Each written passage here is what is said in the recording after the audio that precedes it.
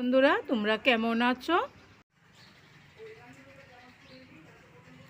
আশা করি সবাই ভালো আছো। আমিও দয়ালের কৃপায় ভালো আছি। আমার দূরের বন্ধু কাছের বন্ধু সবাইকে জানাই অনেক অনেক ভালোবাসা। সবাই ভালো থাকো, ঠাকুরের কাছে এই কামনা করি। আমি কিছু সজনে পাতা নিয়ে নিয়েছি।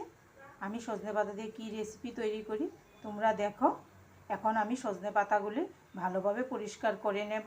বন্ধুরা, ইউটিউবে এসে একটা জিনিস বুঝতে পেরেছি, সেটা হলো নিঃস্বার্থ ভালোবাসা।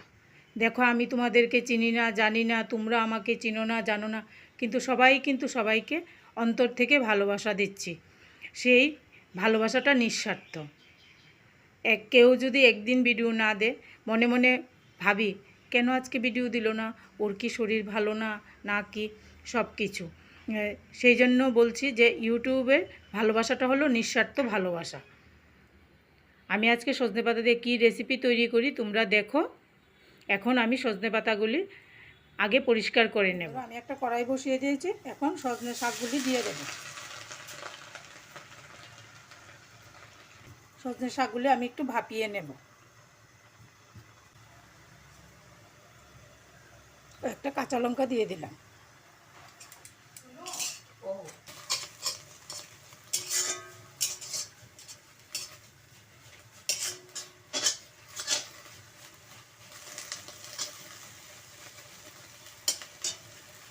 বন্ধুরা, সজনে পাতা আর এই নারিকেল কুড়াটা দিয়ে আমি একসঙ্গে বেটে নেব। বেটে নেব, বেটে আবার তোমাদের কাছে ফিরে আসছি। এখন কালো জিরা দিয়ে দিচ্ছি, আর সামান্য হিং। এখন সজনে পাতা বাটাটা দিয়ে দেব। হলুদ পাউডার,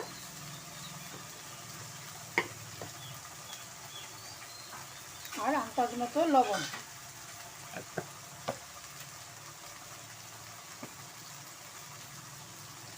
আর এখানে আমি সামান্য সরষে বেটে নিয়েছি, সরষে বাটাটাও দিয়ে দিলাম। এখন আমি নেড়ে চেড়ে বাটাটাকে ভালোভাবে কষিয়ে নেব। ধরো আমার মনে হয়েছে তেলটা একটু কম হয়েছে, তাই আরেকটু তেল দিয়ে দিলাম মাঝখানে।